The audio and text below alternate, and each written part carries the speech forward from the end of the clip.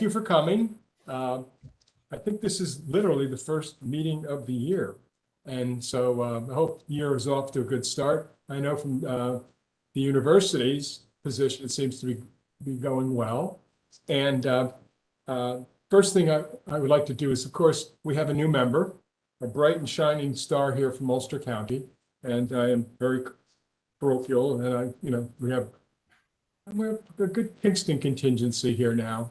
And so that's great. So Abe Ucatel, welcome. I know you're an alum from 2000.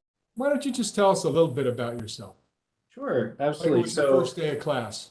Yeah, exactly. So my name is Abe Ushatel. If you have any trouble with my last name, you can just remember it's You Should Tell. It's a nice, easy way to remember. Hey. You should tell. And I studied at SUNY New Paltz. That's what brought me to the Hudson Valley. I met my wife there and decided to stick around. And I moved from New Paltz to Kingston after graduating with my political science degree and ran a digital marketing agency in Kingston for about 7 years and left that business in 2019, just coincidentally at the same time I was running for county legislature. Since then, I have worked for a workforce development nonprofit for a couple of years and still do some consulting with them. I have a consulting company that does business consulting now. I'm actually starting a software company right now, and I'm still a county legislator. I'm the deputy majority leader for the Democratic caucus in the county legislature, so I represent Kingston. And through that work, I actually know a number of people on this call. I was involved in student government when I was here, so I know some folks through that. And in my work in the public sector, I know a number of the other members of the council as well. I know Eli from just my work in the community. So, and I'm excited to meet everyone here that I don't already know. And I'm excited to be part of this team. You know, when I was a student, when I was in student government, I was first a senator and then executive vice president. And I remember there were so many things we wanted to do that we were told only the college council could do. And I feel like I've been secretly playing the long game since those days in student government, where, not that the priorities aren't completely different now and the world itself is completely different now, but in a funky way, it's a dream that was first hatched when I was in student government to be able to be part of this group and help steer the university. And New Paltz means a lot to me. It plays a central part in my story, and the education I got through political science here can be directly connected to every success that I've had, both in the private sector and in the public sector. I mean, it was really even working in the tech industry, and working in the marketing industry, that was a result of connections that I made through the political science department. And I always tell everyone that, you gotta study something that you enjoy. And if you do that, you will not only learn the information, but you will learn how to learn, and you will learn how to learn new things. And that's, I feel, what my education at New Paltz prepared me to do. So I think this is very exciting for me, just to be selfish. But I think in general, any way I can contribute, I'm looking forward to. Well, thank you very much. It is a two-way street, and you get to give back a bit here and take some of your experience and your ideas and bring them forward. So thank you. Now, I'm probably just going to have a quick hello from everybody going across the screen to introduce themselves to you. So you know me, and I could throw a rock over where you used to work, and I see you on the street, but I know there's Barb here. Maybe we can just go around. Barb?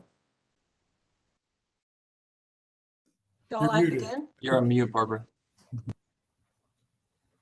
Okay, so Barbara Lyman, Interim Provost and Vice President for Academic Affairs. Thank you, Michelle.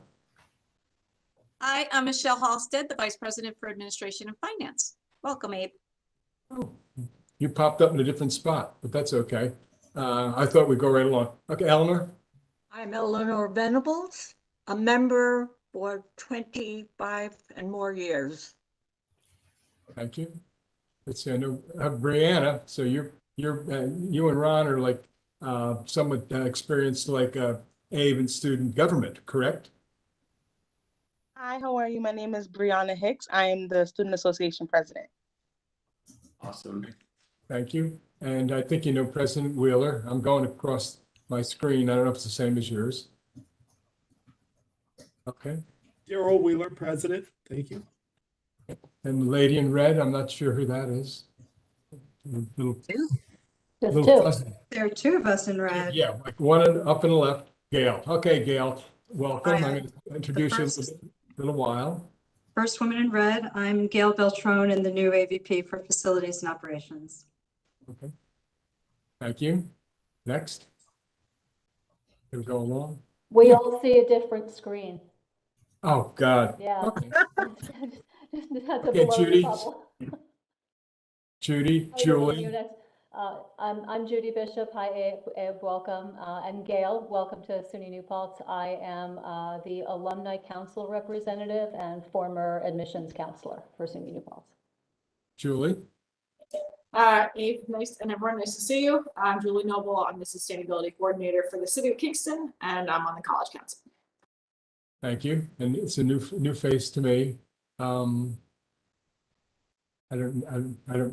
haven't introduced you yet, so. Megan. Yeah. Me. Megan, okay. Megan, Yeah. I know you're new. You're going to get introduced in a little while.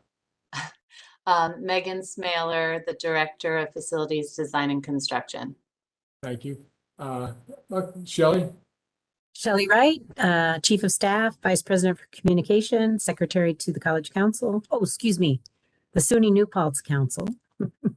thank you. And I remember Abe from his student days. Oh, that's great. And Rich? Hi, Abe Rich Winters, Director of Community and Government Relations, and welcome aboard. Glad to have you. Thank you. Ron? Ron Law, graduate 1974, former president of the student body, former member of the College Foundation, and a former chair of the search committee that picked our illustrious president, Mr. Wheeler, or Dr. Wheeler. And now I'm a member of the College Council. Neil? Member of the council and also New Paltz Town Supervisor. I think that's it. Judy already introduced herself, correct? Okay, Steph? Hi, Stephanie Blaisdell, Vice President for Student Affairs. Let's see who's shown it. Rennie made it. Who else is here? Rennie? Okay, Rennie. I say Rennie. I'm Rennie. Okay. The faculty rep. And last but not least. Hello? Is that me, Eli? Is that who you're pointing? Tahina, yeah. Tahina Pacheco Dunn, Vice President for Human Resources, Diversity and Inclusion, and the college's Chief Diversity Officer. Welcome, Abe. Hello, and I have a New Paltz logo, but I don't know what that represents. If that's anybody. That's our IT support. Okay, That's Mike. okay. Yeah. I just don't recognize the face. Well, welcome one and all, and everybody works together. It's a great team, and everybody is focused on one thing, making New Paltz a better place for the students, faculty, and our community. So thank you one and all. Now, some business, because we have two sets of minutes that haven't been approved, and now we have a full house of council members. Are there any corrections, deletions, or additions to the minutes? Do we hear a motion for approval of both? So moved. So second. Thank you. All in favor? Thank you. Aye. Thank you. Thank you very much. Approved. Now it says interim chairs report. Well, the only thing I can report is that we're all here, and we're filling out the council, which is necessary to do our business. In terms of things, I know that the inauguration committee has been meeting, and it looks like a terrific event, and we'll hear a little bit more about that later. I had the pleasure of going to the opening at the Dorsky on Saturday. It was fantastic. It was well attended. I would encourage everybody to go there. It's just a terrific exhibit of Woodstock artists, and then also of Hudson Valley artists, and some Harriet Tannen's photographs of some of the Woodstock artists. It was a terrific event. It showed the Dorsey at its best, and it was very impressive and a good time. But I'm sure that if you have time to spend, it will be worthwhile for all of you to go there. And that's about it. And I'm going to turn to Dr. Wheeler. Hello, Dr. Wheeler. Could you give us your report, please?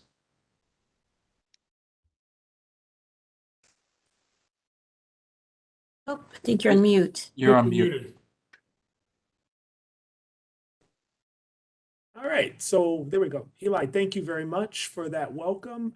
I think there are a couple of items that you introduced. I'll come back to those a little bit later. I want to highlight several of the things that are going on here at the university and incorporate them into my report, as well as important updates. For presidential engagement with student, staff, and faculty, this is now, I think, my 7th month on board as the president, and still in a process of getting to meet a wonderful set of colleagues. The few things that we've been doing included the listening tours, meeting regularly with our student leaders in our SA RHSA forums, and having what will soon be, I think, the inauguration of the presidential office hours. If you think about HAB building, the Haggerty Administrative Building on the first floor, twice a month is my goal, is to just convene open listening sessions with the students to increase my opportunity to learn directly from our really reason for being here, our students, what it is we can do, how we're doing, ways in which we can increase collaboration. So more to come on that. Barbara Lyman is our interim provost, and she's been interim for 4 years. I made a commitment when I got here, and I've appreciated Barbara's work. But at some point, we're going to have to let Barbara actually go back to Texas and enjoy her husband and her grandchildren and do the things that she really has earned the ability to do. We're deep into the provost search. We hope to have we will be having semi-finalist reviews, visits, interviews, February 21 through March 3rd. And I really want to thank the search committee members for their continued great work. I did hear from Academic Search, our firm that is leading the search on the front end. And they kind of caught me off guard in the conversation, but they said, your search is really giving me a headache. And then our liaison went on to advise that the reason it's giving a headache is because there's such great enthusiasm for this. I know I looked at a roster that had over 75 applicants for this position, with the vast majority of those individuals being seated provost and or associate vice provost in their current institutions. So we look forward to a very full and robust pool.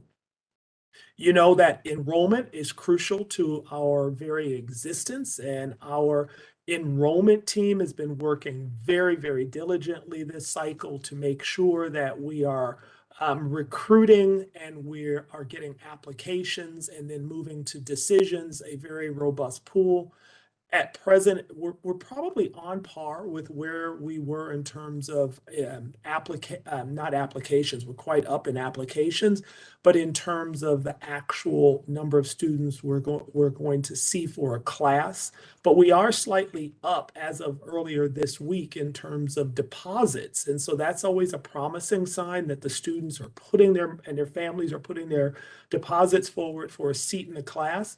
We'll be having 2 accepted student open houses coming up, one on March 25th and the other on April the 1st.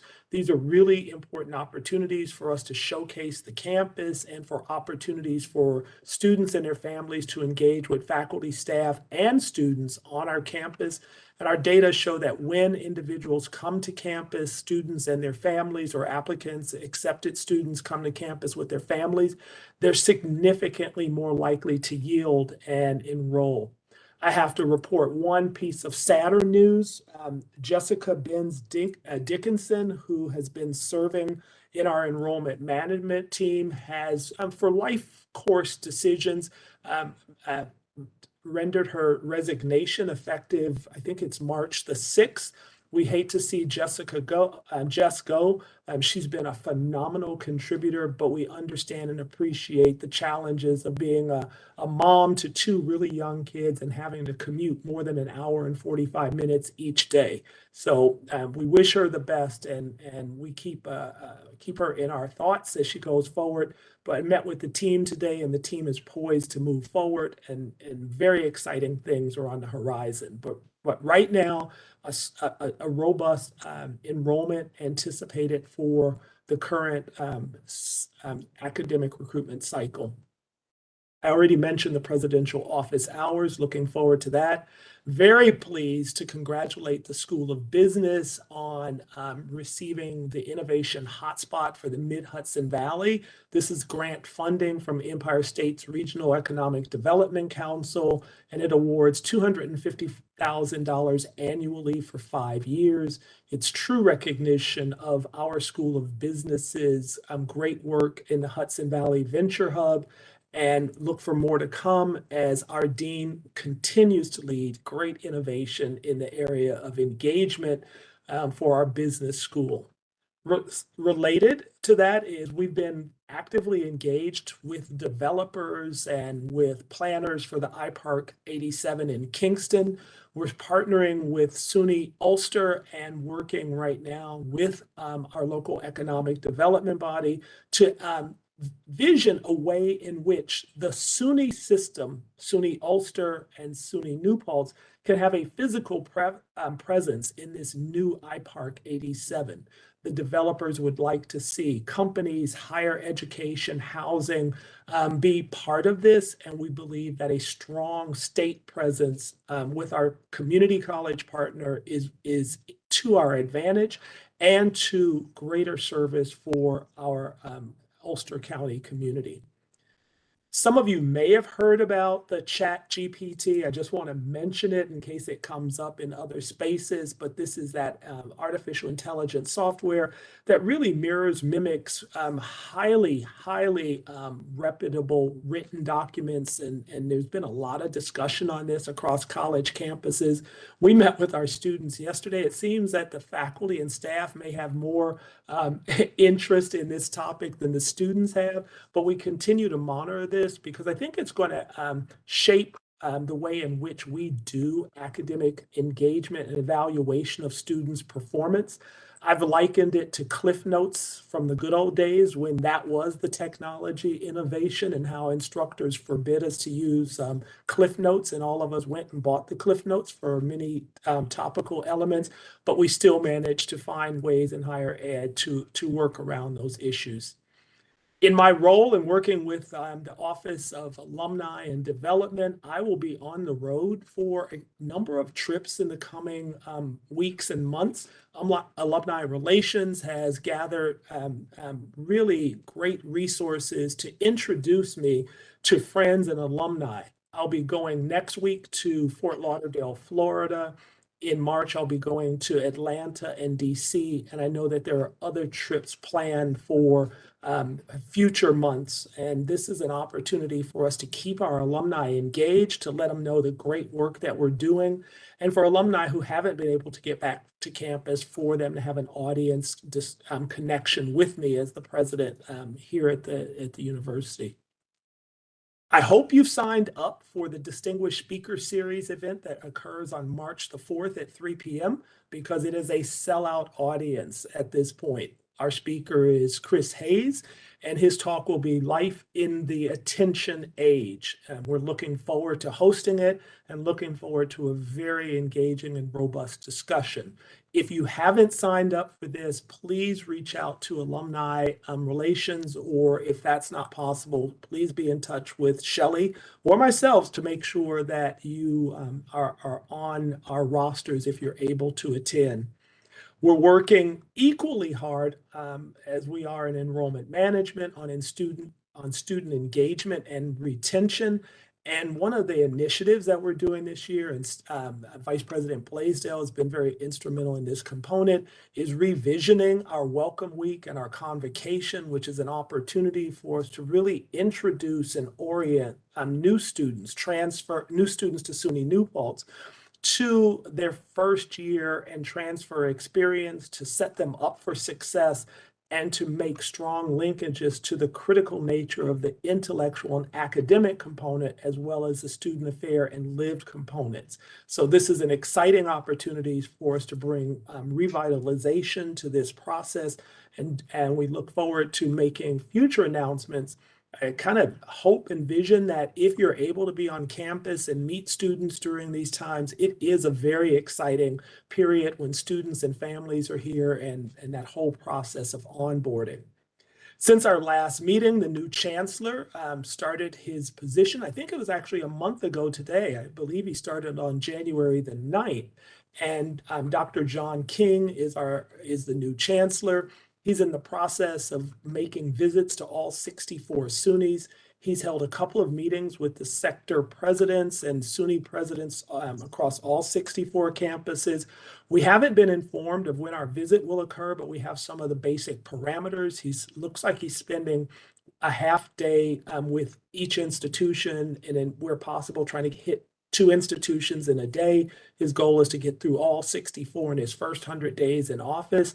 I know that when he has spoken to us, he's really emphasizing a SUNY orientation, and meaning that it is about the power of the collective that makes SUNY what it is, and very strong in the areas going forward of work development, diversity, equity, and inclusion, economic impact, and student excellence. So I'm very excited to be working with the new chancellor and look forward to having him visit our campus.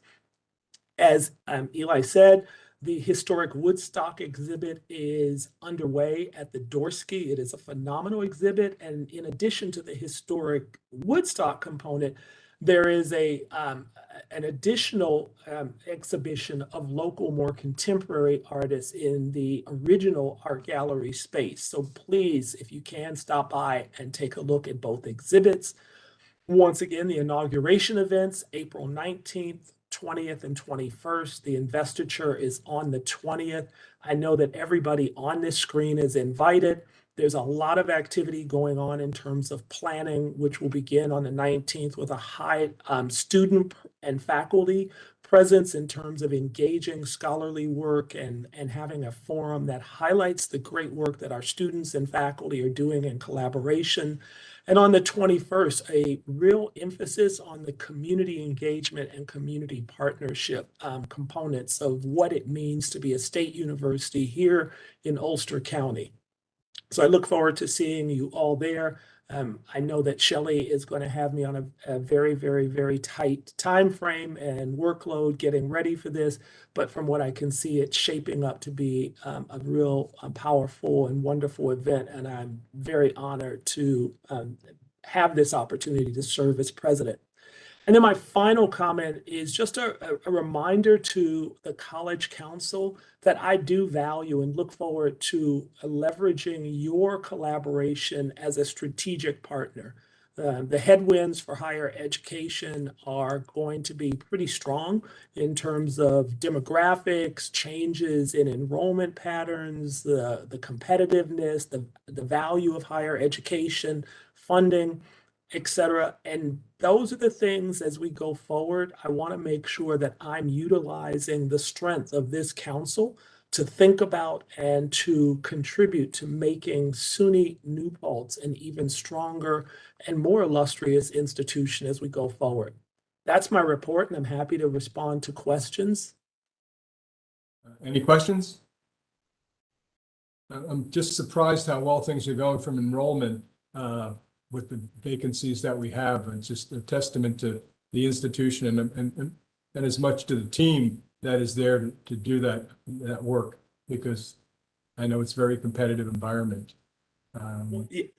One thing that SUNY did this year, SUNY did they did a free, you can apply to all SUNYs, and there's a process in place where if you list your priorities and you don't get into one, it moves over to the next SUNY that's on your list. There was a free application period. it looks like that for us was a good thing because it really increased our number of applications.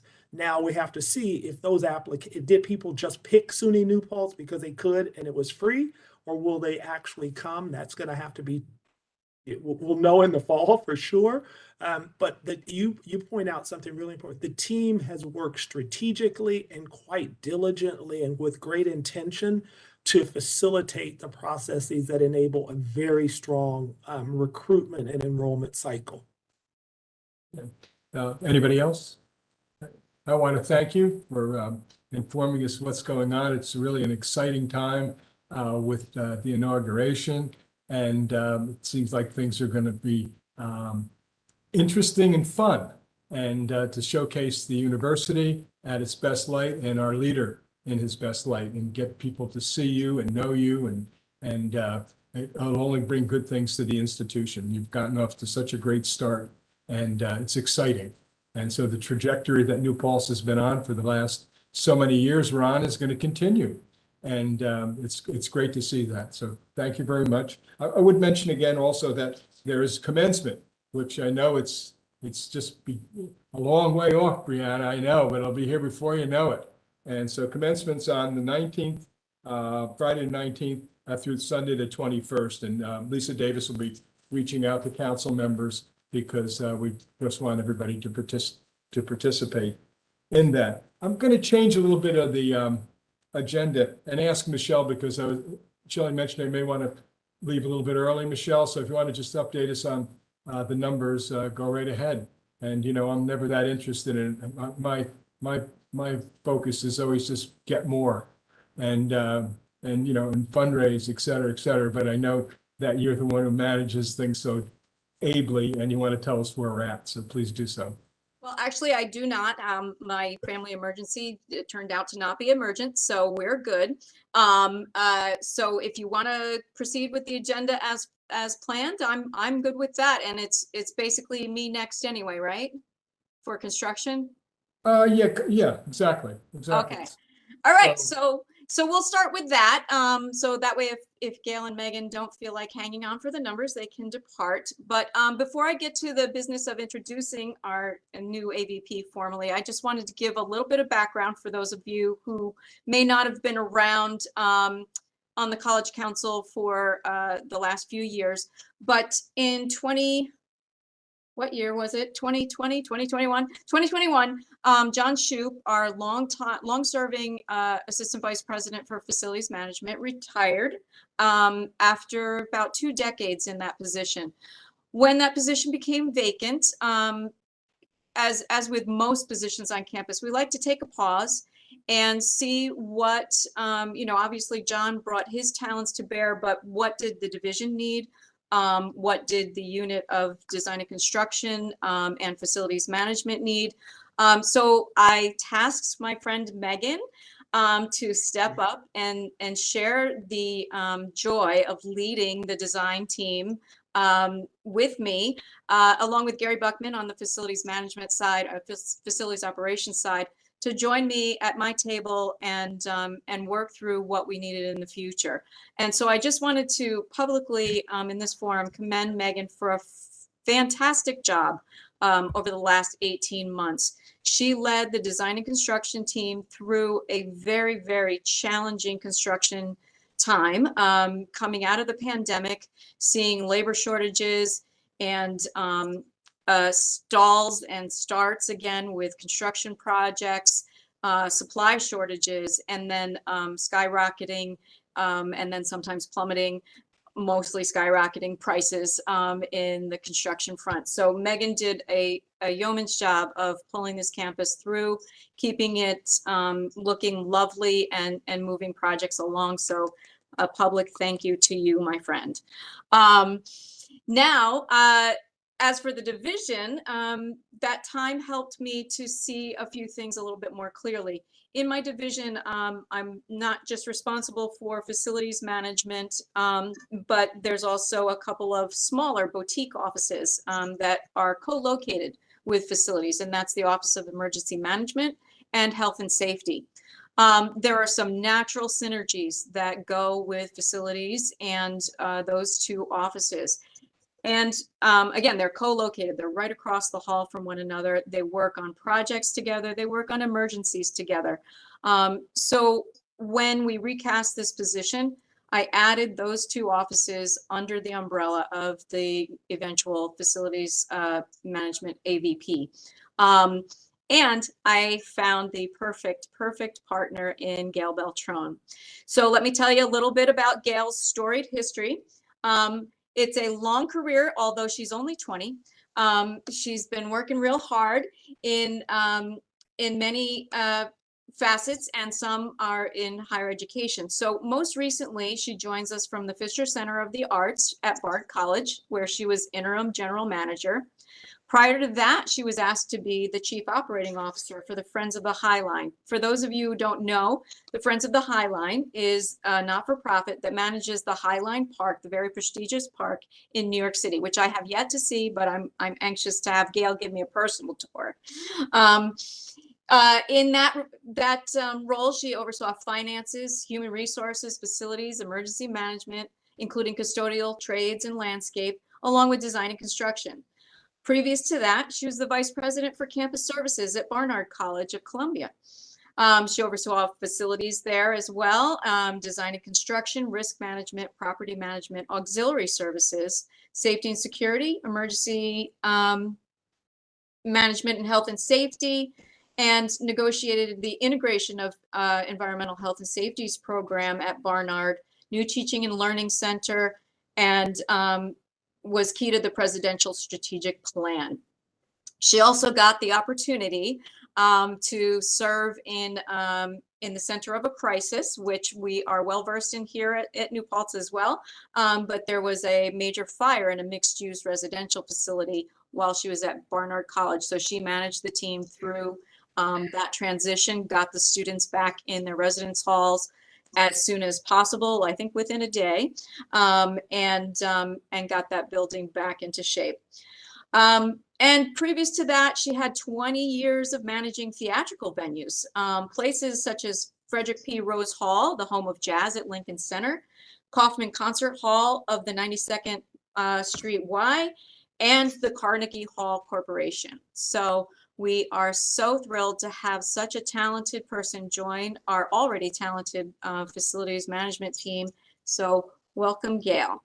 And now Gail and Megan can give you an update on the construction. Sure. So I guess, Megan, I see your hand, so go right ahead. But I need to. Yes, I was trying to clap for Gail, but I have the wrong. She's giving her a high five. So Gail, would you like to start? So Megan has created a great presentation of some works that are currently our top priorities, and then some other work that has been recently completed and also in design.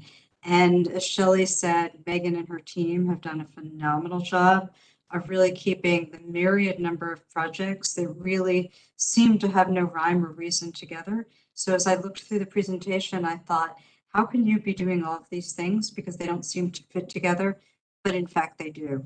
So Megan, why don't we begin by sharing your presentation, because there's some great pictures to be able to show some of the great efforts that are happening. And then Megan, I'll turn it over to you to talk through, beginning with the top 3 priorities that we are looking at right now for the university. Okay, does everybody see the screen? Almost. I see some of it. Okay, I can zoom it out. That's great. Pretty good.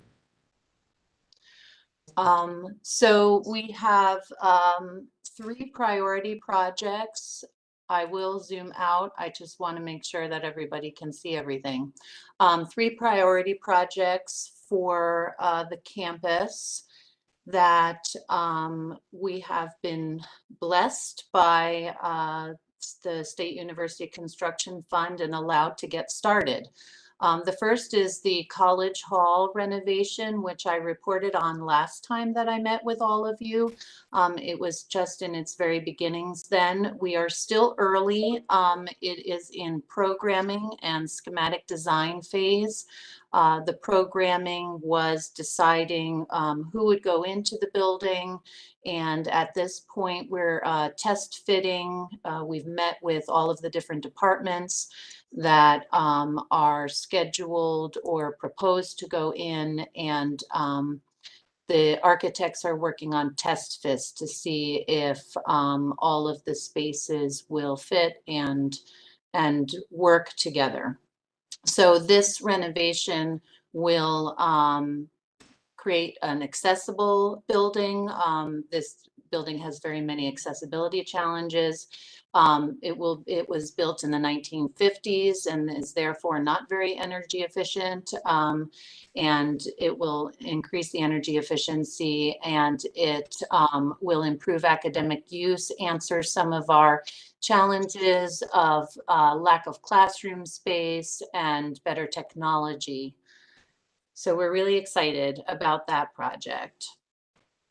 Two that have just been approved to go ahead are primarily for our students, with the renovation of our Elting Gymnasium and a replacement of the pool, the natatorium.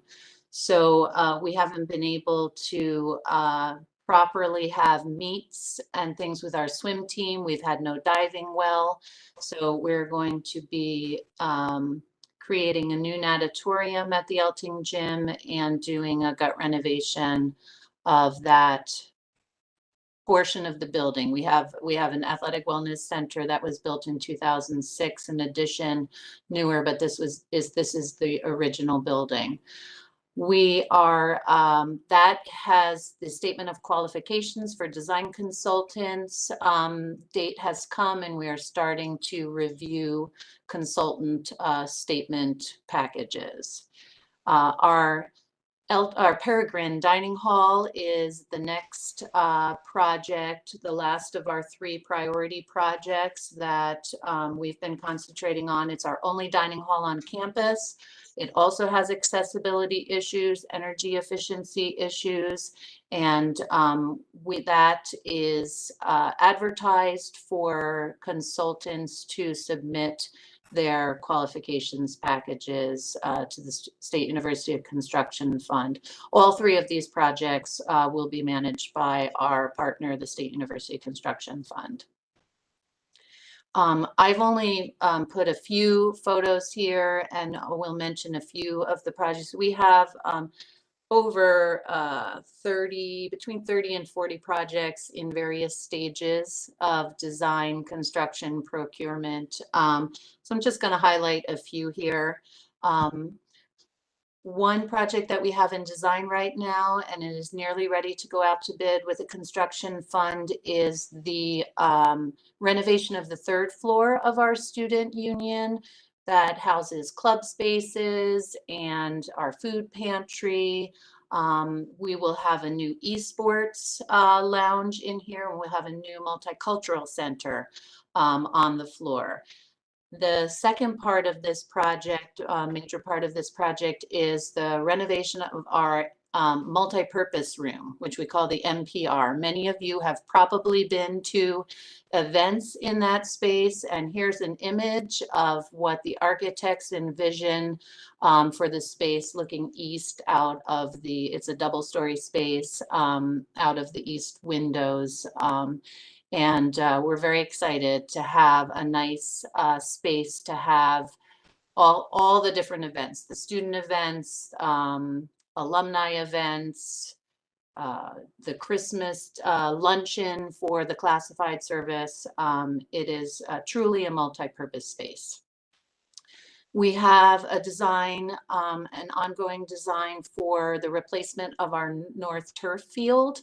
It is a practice field and used primarily for the women's athletics, field hockey and soccer. And it has its life expectancy has come to the end, and we are looking to replace it and upgrade some drainage issues and things like that underneath. So this is near our Ridgeview Hall and the Athletic Wellness Center and our baseball and softball fields. We have a study going on now, the Clean Energy Master Plan, also through the Construction Fund. And this is answering the Climate Leadership and Community Protection Act, the CLCPA, and our New York State Executive Order 22 to reduce our carbon footprint and try to become electrified by 2050, I think it is. So we have an engineering firm working with us to analyze and assess our existing facilities and give us some options moving forward with some idea of, you know, what it might cost, the cost implications of reducing the carbon and ultimately, if possible, becoming all electrified. This is a very daunting task, and I'm learning quite a lot from these very smart people who are teaching us all about electrification. Our central heating plant right now runs on natural gas. It used to run on fuel oil, so it is more efficient than it used to be. But we certainly have some improvements to make. We've had a few projects that I'm highlighting here that have been completed or are soon to be wrapped up. If any of you have been down to campus lately, you may have noticed our new exterior signage. This project has been in the works for a number of years in planning, and it has finally been realized. So we had a committee, maybe 5 years ago, that came up with a sign guide. We worked with a local sign company who won that bid and developed a sign guide, and now is starting to realize that. So it's been improving wayfinding on campus and has our branding right out there, you know, on the street for everybody who drives by. Another project or some projects that we've been working on, which are much more small scale, are reupholstering some of our furniture instead of replacing it as it gets worn. And we are working with a New York State preferred source, the New York State Industries for the Disabled, to, reupholster our furniture, and it has been working out splendidly. This is actually a photo of one of the groupings in the Haggerty lobby. Dr. Wheeler had mentioned before he's going to hold office hours with the students, and this will be part of that area where he's going to be doing that. We have other projects in construction, and this one is one of our residence halls that we're doing with the Dormitory Authority of the State of New York, DASNY, our Owasting Residence Hall. It's one of our suite style halls, and it has a brand new top floor, a 4th floor. We're adding about 80 beds and a new sloped roof. And is the 4th out of 5 of our Peregrine Quad that's being renovated. Mohonk Hall will be the last, and it will have a similar renovation. That one's in design, and the construction will start soon after Owasting is done. So that pretty much concludes my presentation.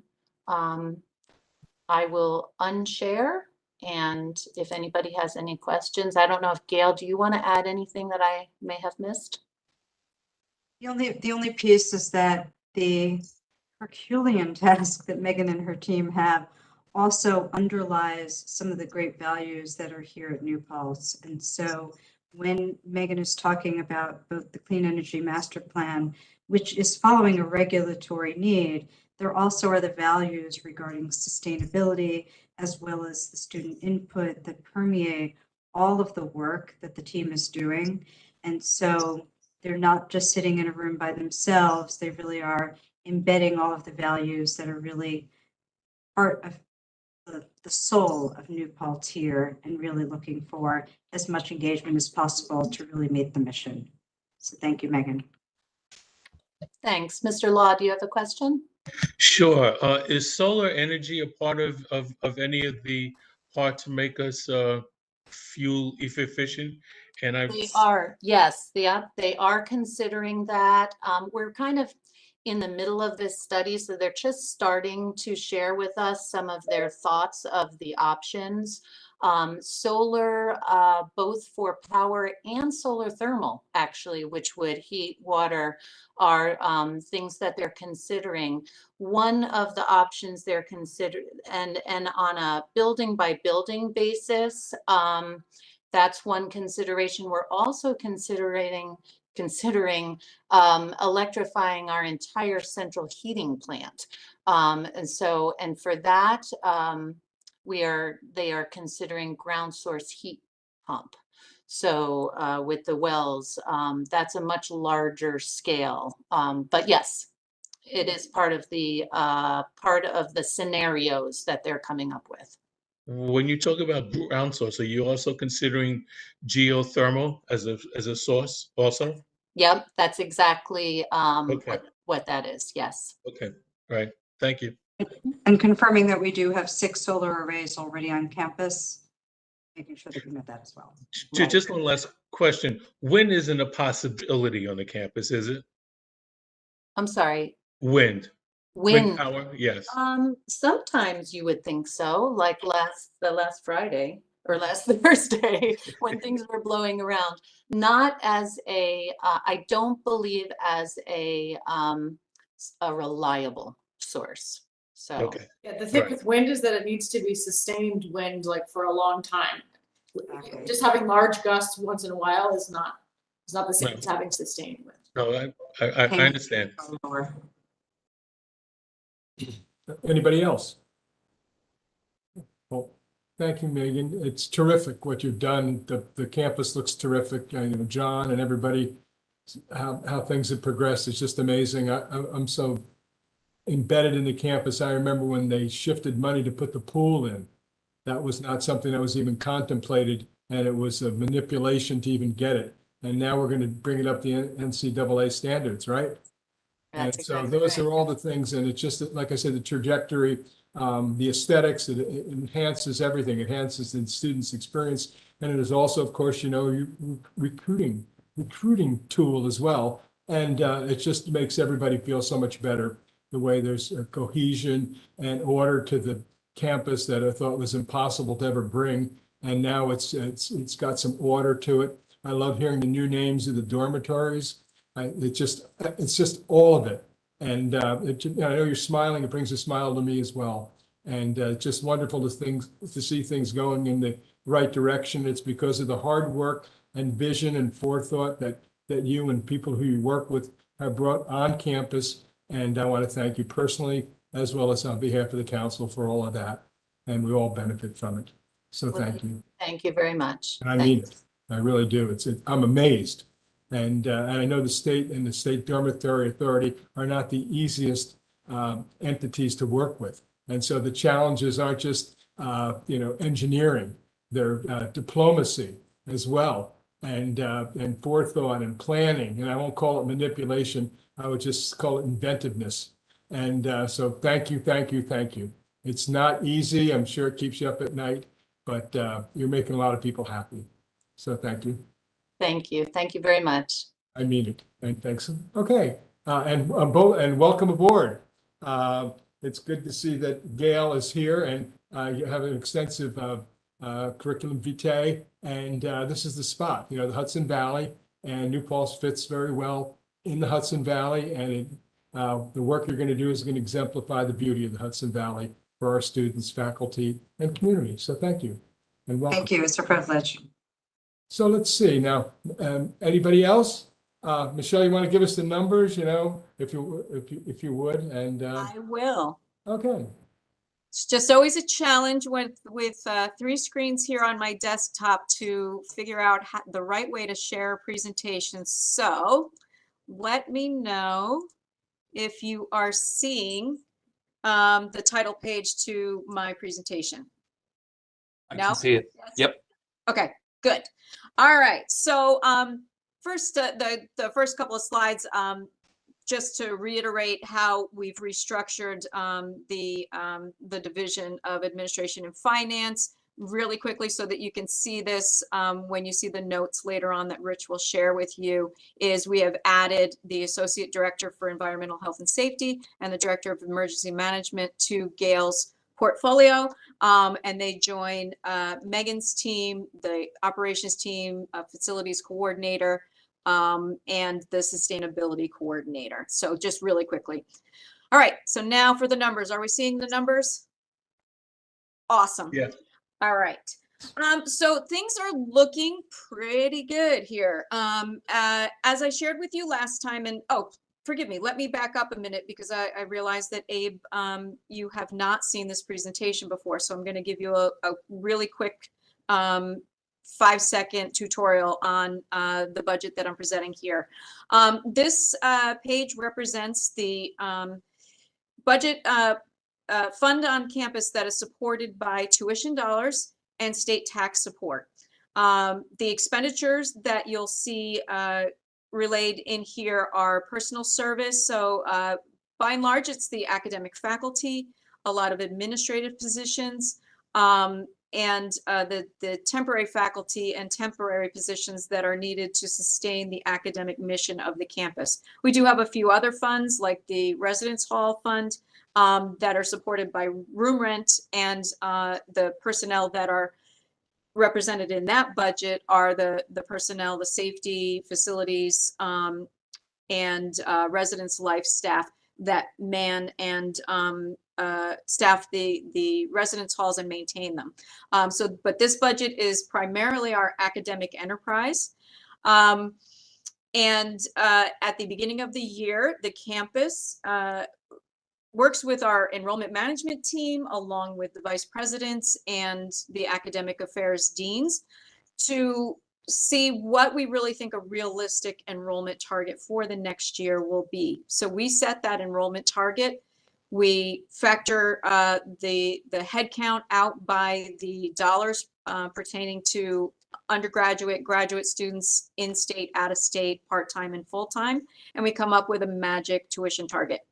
Along with that, there's a little bit of fees in there, most specifically the college hall, or the college fee, which is a longstanding SUNY fee that every student pays. Interest is a part of this. Whatever interest that we earn on our cash balances gets funneled back into this budget. And then another big part is the state taxpayer support, represented here as just state support. So in the beginning of this year, we set a target of $46 million in tuition and fees for fall and spring combined. And the state support, that system administration and the state government apportioned to SUNY New Paltz, was almost $16 million. So our revenue projection was about $62 million. However, our expenditure projection, when we took into account all of the full-time staff and the part-time help needed to facilitate the courses for our students, plus utilities and some just small dollar supplies, our expenditure target looked to be about 72 million. So you can see we have a gap of more than $10 million in our initial budgeted prediction. As we move through the year, I update this with actual numbers as they become available. And so to start with the revenue target, you can see that we exceeded our revenue target for fall. And it looks like in the beginning of this semester, we have also exceeded our revenue target for spring by about 2%. So it represents about a 3% overachievement of that revenue target. Moving to the next line, you'll see that state support, there's only been about $5 million put into our bank account at this point, but that's not unusual. The state support comes at different points of the year. And it's not always regular. So at this point, we've seen 30% of our state support come through. There's no fear that at this point we will not get any of that. We will see all of that before the fiscal year ends on June 30. So that just represents what's in our bank account at this moment. So right now we have a total of $51.9 million as our revenue achievement for the year.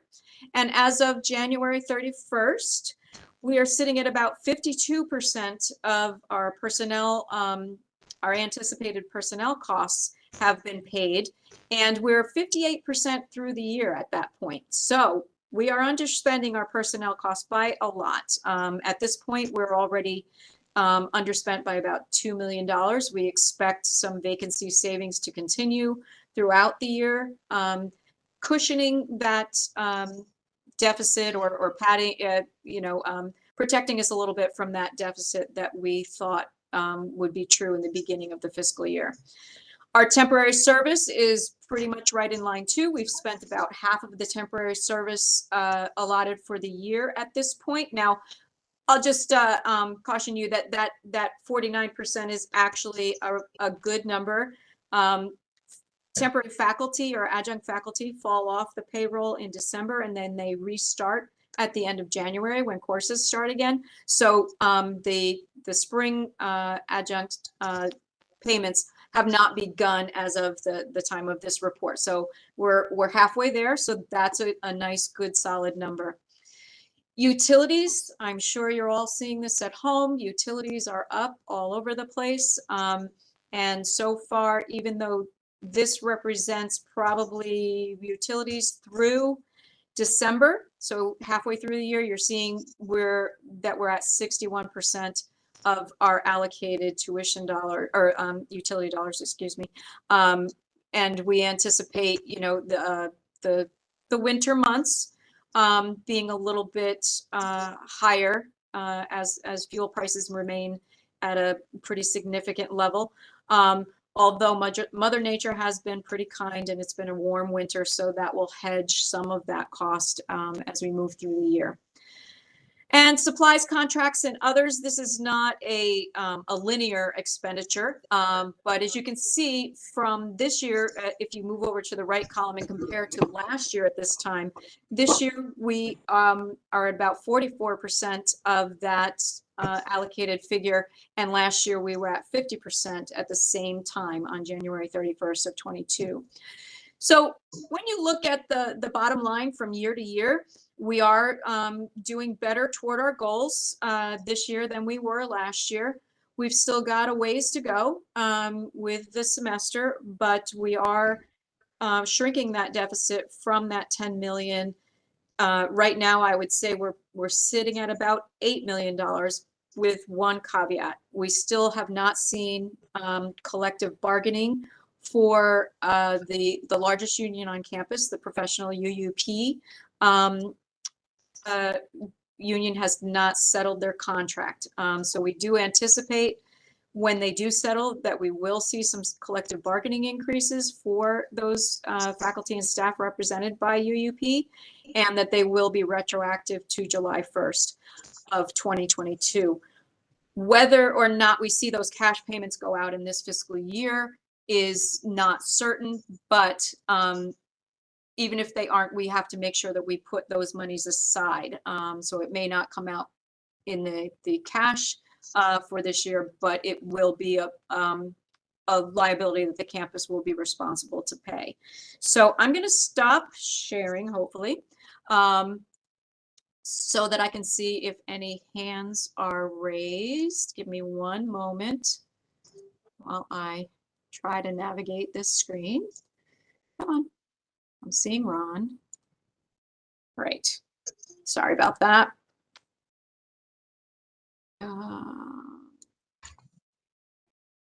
Mike, I don't know if you can stop my share for me. I'm not able to increase the size of my screen.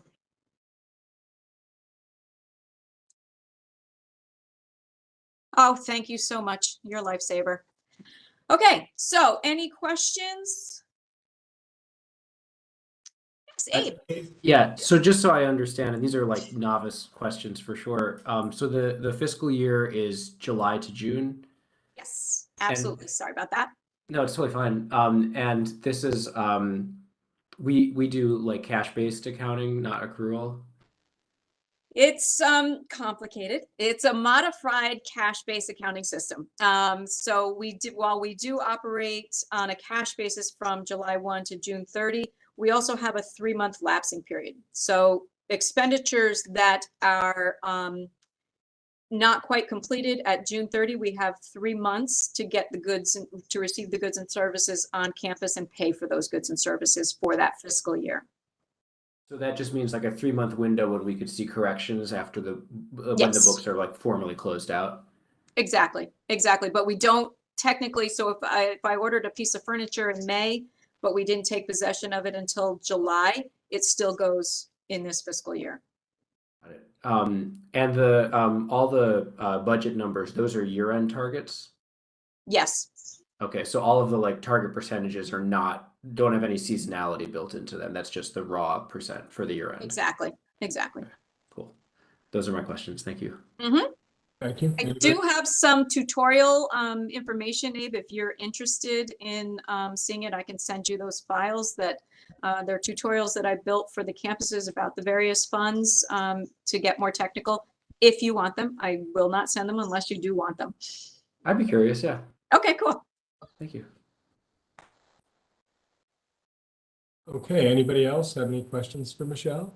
Well, thank you very much, Michelle, for juggling and doing the excellent job you always do. I know it's always a challenge, and it seems like you're doing better, but it's a challenge, and I get it.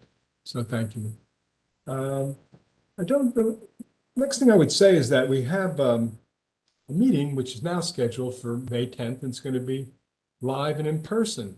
So I look forward to seeing you there, especially the council members, because there may be some modifications of the student code of conduct, and we would have to approve those. So we need a quorum. Short of that, does anybody else have any questions or anything that they'd like to add? Yeah, sure. Yeah, I think the student code code of conduct is a good example. When we have a meeting upcoming in that type of format, how early would we receive those materials? Not really very much in advance. What happens is that it'll go through the professional staff. Some are mandatory requirements from SUNY Central that it must be included in the student code of conduct, and we'll get those, but they're usually kind of minor, and but you'll get somewhat in advance, maybe a week. Yeah, we're required to get them to you a week.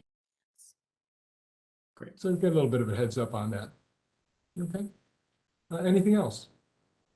I want to thank you one and all. I know some people are volunteers and others are a part of your job, but nevertheless, you're here and your attendance is appreciated. And I thank you all, and I look forward to seeing you in May, but actually for the inauguration, for the coming out party, for the inauguration, which looks like it's going to be informative and festive, and show New Paltz in its best light, and certainly celebrate our new president. So I look forward to seeing you then in person, and be well until then. And a motion to adjourn? Do I hear one? So moved. Second? All in favor? Aye. Aye. Adjourn till May 5th. Excuse me, May 10th.